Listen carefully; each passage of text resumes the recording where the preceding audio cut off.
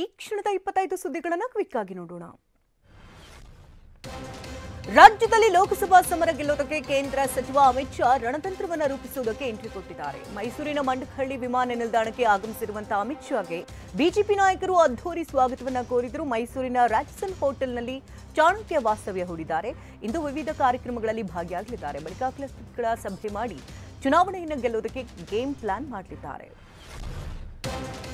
ಮೈಸೂರಿನಲ್ಲಿ ವಾಸ್ತವ್ಯ ಹೂಡಿರುವಂತಹ ಅಮಿತ್ ಶಾ ಇಂದು ಬೆಳಗ್ಗೆ 11 ಗಂಟೆಗೆ ನಾಡ ಅಧಿದೇವತೆ ಚಾಮುಂಡೇಶ್ವರಿ ದರ್ಶನವನ್ನ ಪಡೆಯಲಿದ್ದಾರೆ. ಬಳಿಕ 11:45ಕ್ಕೆ ಹೆಲಿಕಾಪ್ಟರ್ ಮೂಲಕ ಸುತ್ತೂರಿಗೆ ಭೇಟಿ ನೀಡಲಿದ್ದಾರೆ.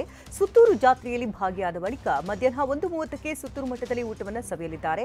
ಇನ್ನು ಮಧ್ಯಾಹ್ನ 2:30ಕ್ಕೆ ರಾಡಿಸನ್ ಬ್ಲೂ ಹೋಟೆಲ್ಗೆ ವಾಪಸ್ ಆಗಲಿದ್ದಾರೆ. ಮಧ್ಯಾಹ್ನ 2:40ಕ್ಕೆ ಬಿಜೆಪಿ ನಾಯಕರ ಜೊತೆ ಸಭೆ ನಿಗದಿಯಾಗಿದ್ದು ಸುಮಾರು 2 ಗಂಟೆಗಳ ಕಾಲ ಸಭೆಯನ್ನು ನಡೆಸಿ ರಣತಂತ್ರ ರೂಪಿಸಲಿದ್ದಾರೆ. ಚುನಾವಣೆಗೆ ಸಿದ್ಧತೆ ಬಗ್ಗೆ ಸೂಚನೆ ಕೊಡೋದಕ್ಕೆ ಅಮಿತ್ ಶಾ ಸಭೆ ಕರೆದಿದ್ದಾರೆ ಅಂತ ಚಾಮರಾಜನಗರದಲ್ಲಿ ಬಿಜೆಪಿ ರಾಜ್ಯ ಉಪಾಧ್ಯಕ್ಷ ನಿಮ್ಮ ಉಬ್ಬಿದ ರಕ್ತನಾಳಗಳ ಸಮಸ್ಯೆಗೆ ಎವಿಸ್ ಆಸ್ಪತ್ರೆಯಲ್ಲಿ ಕೇವಲ 30 ನಿಮಿಷದ ಲೇಸರ್ ಚಿಕಿತ್ಸೆಯೊಂದಿಗೆ ಮುಕ್ತಿ ಹೊಂದಬಹುದು. ಹೆಚ್ಚಿನ ವಿವರಗಳಿಗಾಗಿ ಸಂಪರ್ಕಿಸಿ 8088837300. ಮಹೇಶ್ ಹೇಳಿದರು. ಮಧ್ಯಾಹ್ನ 2 ಗಂಟೆಗೆ ಮೈಸೂರಿನ ಖಾಸಗಿ ಹೋಟೆಲ್ನಲ್ಲಿ ಈ ಸಭೆ ಇದೆ. ಇದೊಂದು ಸಂಘಟನಾತ್ಮಕ ಸಭೆಯಾಗಿದ್ದು ಚಾಮರಾಜನಗರ ಜಿಲ್ಲೆಯ 19 ನಾಯಕರ ಸಭೆಯನ್ನು ಕರೆದಿದ್ದಾರೆ.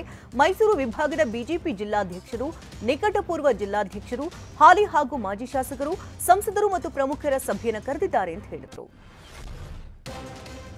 ರಾಜ್ಯಕ್ಕೆ ಕೇಂದ್ರ ಗೃಹ ಸಚಿವ ಅಮಿತ್ ಶಾ ಆಗಮಿಸಿದ್ದಾರೆ. ಇನ್ನು ಟ್ವೀಟ್ ಮೂಲಕ ಕೇಂದ್ರ ಸರ್ಕಾರದ ವಿರುದ್ಧ ಸಿಎಂ ಸಿದ್ದರಾಮಯ್ಯ ಕಿಡಿಕಾರಿದ್ರು. ಬರ ಪರಿಹಾರ ಹಣಕ್ಕೆ ಮನವಿಯನ್ನು ಸಲ್ಲಿಸಿ 4 ತಿಂಗಳುಗಳಾಗಿದೆ. ಕೇಂದ್ರ ತಜ್ಞರ ಸಮಿತಿ ಬಂದು ಅಧ್ಯಯನ ಮಾಡಿ ಪೂರ್ಣ ವರದಿಯನ್ನು ಸಲ್ಲಿಸಿಯಾಗಿದೆ. ನಿಯಮದಂತೆ ಕೇಂದ್ರ ಗೃಹ ಸಚಿವರು ಅಧ್ಯಕ್ಷತೆಯ ಉನ್ನತಾಧಿಕಾರಿಗಳ ಸಮಿತಿ ಸಭೆಯನ್ನು ನಡೆಸಿ ತಜ್ಞರ ವರದಿಯನ್ನು ಪರಿಶೀಲಿಸಿ ಪರಿಹಾರಕ್ಕೆ ಅನುಮೋದನೆ ನೀಡಬೇಕು ಅಂತ ಸಿಎಂ ಆಗ್ರಹಿಸಿದ್ದಾರೆ. ಅನುದಾನ ತಾರತಮ್ಯ ಹಾಗೂ ಬರ ಪರಿಹಾರಕ್ಕಾಗಿ ಕಾಂಗ್ರೆಸ್ ಹಿಡಿದಿದ್ದಿದೆ. ಇತ್ತ ಕೇಂದ್ರ ಗೃಹ ಸಚಿವ ಅಮಿತ್ ಶಾ ರಾಜ್ಯಕ್ಕೆ ಆಗಮಿಸ್ತಾ ಇರುವುದನ್ನೇ ಸಿಎಂ ಸಿದ್ದರಾಮಯ್ಯ ಅಸ್ತ್ರವಾಗಿಸಿಕೊಂಡಿದ್ದಾರೆ. ಸಣ್ಣ ಸಭೆ ನಡೆಸೋದಕ್ಕೆ ಸಚಿವ ಅಮಿತ್ ಶಾಗೆ ಪುರುಸುತ್ತಿಲ್ಲ. ಯಾವಾಗ ಬರ ಪರಿಹಾರ ಹಣ ನೀಡ್ತೀರಿ ಗೃಹ ಸಚಿವರೇ ಅಂತ ಕೆಂಡಕಾರಿದ್ದಾರೆ. ಇನ್ನು ಕರ್ನಾಟಕಕ್ಕೆ ಕಾಲಿಡುವ ಮೊದಲು ಈ ಪ್ರಶ್ನೆಗೆ ಉತ್ತರಿಸುವಿರಾ ಅಂತ ಟ್ವೀಟ್ ಮೂಲಕ ಪ್ರಶ್ನೆ ಮಾಡಿದರು. ಕೇಂದ್ರ ಗೃಹ ಸಚಿವ ಅಮಿತ್ ಶಾ ಆಗಮಿಸ್ತಾ ಇರುವಂತಹ ಹಿನ್ನೆಲೆಯಲ್ಲಿ ಕಾಂಗ್ರೆಸ್ ಕಾರ್ಯಕರ್ತರು ಪ್ರತಿಭಟನೆ ಕೂಡ ನಡೆಸ್ತಾ ಇದ್ದಾರೆ. ಇನ್ನು ಮೈಸೂರು ಗ್ರಾಮಾಂತರ ಅಧ್ಯಕ್ಷ ವಿಜಯ್ ಕುಮಾರ್ ನೇತೃತ್ವದಲ್ಲಿ ಅಮಿತ್ ಶಾ ವಿರುದ್ಧ ಪೋಸ್ಟರ್ ಅಭಿಯಾನ ಮುಂದಾಗಿದೆ. ಇನ್ನು ನನ್ನ ತೆರಿಗೆ ನನ್ನ ಹಕ್ಕು ಘೋಷಣಾ ಫಲಕವನ್ನು ಹಿಡಿದು ಮೈಸೂರಿನ ಫೀಲ್ಡ್ ಮಾರ್ಷಲ್ ಕಾರ್ಯಪ್ಪ ವೃತ್ತದಲ್ಲಿ ಅಭಿಯಾನಕ್ಕೆ ಪ್ಲಾನ್ ಕೂಡ ಸಿದ್ಧವಾಗಿದೆ. ಬರದಿಂದ ನಲುಗ್ತಾ ಇರುವಂತಹ ಕರುನಾಡಿಗೆ ಬರಿಗೈನಲ್ಲಿ ಬಂದೀರಾ ಅಂತ ಕೇಂದ್ರ ಸಚಿವ ಅಮಿತ್ ಶಾಗೆ ಪೋಸ್ಟರ್ ಮೂಲಕ ಪ್ರಶ್ನಿಸಿ ಅಭಿಯಾನ ಮಾಡಲಿದ್ದಾರೆ. ಎನ್ಸಿಬಿ ಮಾಜಿ ವಲಯ ನಿರ್ದೇಶಕ ಸಮೀರ್ ವಾಂಖೆಡೆಗೆ ಸಂಕಷ್ಟ ಎದುರಾಗಿದೆ. ಡ್ರಗ್ಸ್ ಪ್ರಕರಣದಿಂದ ಮಗ ಆರ್ಯನ್ ಖಾನ್ ಅನ್ನು ರಕ್ಷಿಸುವುದಕ್ಕೆ ನಟ ಶಾರುಖ್ ಖಾನ್ನಿಂದ 25 ಕೋಟಿ ಲಂಚದ ಬೇಡಿಕೆ ಆರೋಪದಲ್ಲಿ ಸಂಕಷ್ಟ ಶುರುವಾಗಿದೆ. ಸಿಬಿಐ ಎಫ್ಐಆರ್ಗೆ ಸಂಬಂಧಿಸಿದಂತೆ ಜಾರಿ ನಿರ್ದೇಶನಾಲಯ ಪ್ರಕರಣವನ್ನು ದಾಖಲಿಸಿಕೊಂಡಿದೆ. ಕೆಲ ಮಾಜಿ ನಾರ್ಕೋಟಿಕ್ಸ್ ಕಂಟ್ರೋಲ್ ಬ್ಯೂರೋ ಅಧಿಕಾರಿಗಳಿಗೂ ಸಮನ್ಸ್ ನೀಡಲಾಗಿದೆ. ಕಮ್ಯುನಿಸ್ಟ್ ಆಡಳಿತ ಇರುವಂತಹ ಕ್ಯೂಬಾದಲ್ಲಿ ಆಹಾರದ ಕೊರತೆ ಉಂಟಾಗಿದೆ. ಇದೇ ಸಂದರ್ಭದಲ್ಲಿ 133 ಟನ್ ಕೋಳಿ ಮಾಂಸವನ್ನು ಕದ್ದು ಬೀದಿಯಲ್ಲಿ ಮಾರಾಟ ಮಾಡಿದಂತ ಆರೋಪದಲ್ಲಿ 30 ಜನರನ್ನು ಬಂಧಿಸಲಾಗಿದೆ. ಕೋಳಿ ಮಾಂಸವನ್ನು 1660 ಪೆಟ್ಟಿಗೆಗಳಲ್ಲಿಟ್ಟು ಸಾಗಿಸಿದ್ರು. ಇದನ್ನು ಮಾರಾಟ ಮಾಡಿ ಲ್ಯಾಪ್ಟಾಪ್, ಟಿವಿ ಖರೀದಿಸುವುದಕ್ಕೆ ಕಳ್ಳರು ಮುಂದಾಗಿದ್ರು. 1959ರಲ್ಲಿ ಫಿಡೆಲ್ ಕ್ಯಾಸ್ಟ್ರೋ ಅವರು ತಮ್ಮ ಆಡಳಿತದಲ್ಲಿ ಪಡಿತರ ವ್ಯವಸ್ಥೆಯಲ್ಲಿ ಕೋಳಿ ಮಾಂಸವನ್ನು ಸೇರಿಸಿದ್ರು. ಬಿಜೆಪಿಯಿಂದ ಶ್ರೀರಾಮನಿಗೆ ಅವಮಾನವಾಗಿದೆ ಅಂತ ಸಮಾಜವಾದಿ ಪಾರ್ಟಿ ನಾಯಕ ಅಖಿಲೇಶ್ ಯಾದವ್ ಕಿಡಿಕಾರಿದ್ದಾರೆ. ರಾಮನನ್ನ ಅಯೋಧ್ಯೆಯಲ್ಲಿನ ಮಂದಿರಕ್ಕೆ ಮರಳಿ ಕರೆತರಲಾಗಿದೆ ಅಂತ ಬಿಜೆಪಿ ಹೇಳ್ತಾ ಇದೆ. ಆದರೆ ಭಗವಾನ್ ರಾಮನು ಜನರ ಹೃದಯದಲ್ಲಿ ನೆಲೆಸಿದ್ದಾನೆ.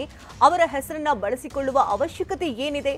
ರಾಮ ಈ ಹಿಂದೆಯೂ ಇದ್ದರು ಅಂತ ಉತ್ತರ ಪ್ರದೇಶ ಬಜೆಟ್ ಅಧಿವೇಶನದಲ್ಲಿ ಅಖಿಲೇಶ್ ಯಾದವ್ ಹೇಳಿದ್ದಾರೆ. ಅನುದಾನ ಹಂಚಿಕೆಯಲ್ಲಿ ತಾರತಮ್ಯ ಎನ್ನುತ್ತಾ ಇರುವಂತಹ ರಾಜ್ಯ ಸರ್ಕಾರದ ವಿರುದ್ಧ ಕೇಂದ್ರ ಗೃಹ ಸಚಿವ ಅಮಿತ್ ಶಾ ವಾಗ್ದಾಳಿ ನಡೆಸಿದರು. ನಿಮ್ಮ ಗ್ಯಾರಂಟಿ ಯೋಜನೆಗಳಿಗಾಗಿ ಬೊಕ್ಕಸ ಖಾಲಿ ಮಾಡಿಕೊಂಡ್ರೆ ನಾವೇನ್ ಮಾಡೋದಕ್ಕಾಗೋದಿಲ್ಲ ಅಂತ ಅಮಿತ್ ಶಾ ಕಿಡಿಕಾರಿದ್ದಾರೆ. ಲೋಕಸಭೆ ಸಮೀಪಿಸ್ತಾ ಇರುವಂತಹ ಹೊತ್ತಲ್ಲೇ ಇಂಡಿಯಾ ಮೈತ್ರಿಕೂಟದಲ್ಲಿ ಬಿರುಕು ಸಹ ಮೂಡ್ತಾ ಇದೆ. ಪಂಜಾಬ್ನ 13 ಲೋಕಸಭಾ ಕ್ಷೇತ್ರಗಳಲ್ಲಿ ಏಕಾಂಗಿಯಾಗಿ ಸ್ಪರ್ಧಿಸುವುದಾಗಿ ಆಮ್ ಆದ್ಮಿ ಪಕ್ಷ ಘೋಷಿಸಿದೆ.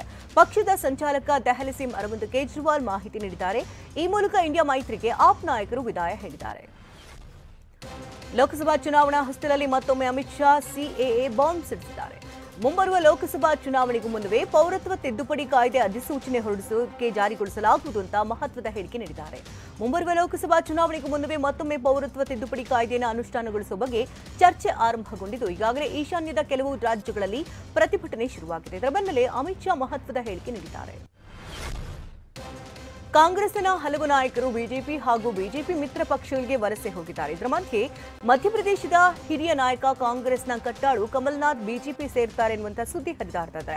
ಇವರ ಜೊತೆಗೆ ಆಪ್ತನಾದಂತಹ ರಾಜ್ಯಸಭಾ ಸದಸ್ಯ ವಿವೇಕ್ ತಾಂಬಾ ಕೂಡ ಬಿಜೆಪಿಗೆ ಹೋಗ್ತಾರೆ ಎನ್ನಲಾಗ್ತಾ ಇದ್ದು, ಇದಕ್ಕೆ ಪುಷ್ಟಿ ನೀಡುವಂತೆ ಕಮಲ್ನಾಥ್ ಇತ್ತೀಚೆಗೆ ಮಧ್ಯಪ್ರದೇಶ ಸಿಎಂ ಕೇಂದ್ರ ಸಚಿವರನ್ನ ಭೇಟಿಯಾಗಿತ್ತು.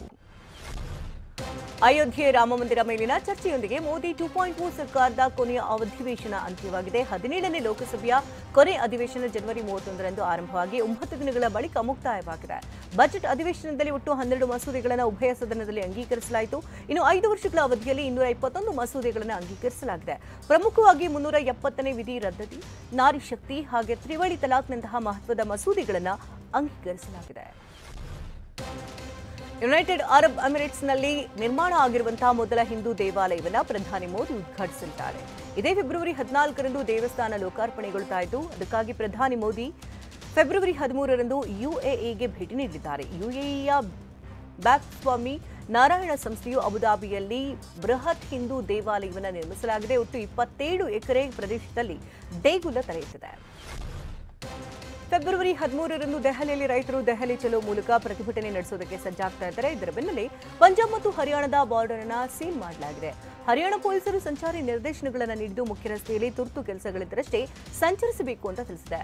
ಬೆಳೆಗಳಿಗೆ ಕನಿಷ್ಠ ಬೆಂಬಲ ಬೆಲೆಗಳನ್ನು ನೀಡುವಂತೆ ಆಗ್ರಹಿಸಿ ರೈತರು ಪ್ರತಿಭಟನೆ ನಡೆಸಲಿದ್ದಾರೆ.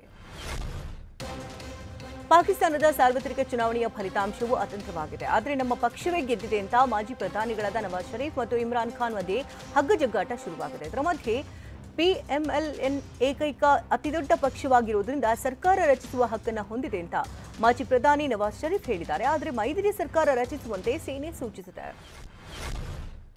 ದುಬೈನಲ್ಲಿ ಭಾರತೀಯ ಮೂಲದ ರಾಜೀವ್ ಅರಿಫ್ಕಾಟ್ ವ್ಯಕ್ತಿಗೆ ಬರೋಬ್ಬರಿ 33 ಕೋಟಿ ರೂಪಾಯಿ ಲಾಟರಿ ಹೊಡೆದಿದೆ.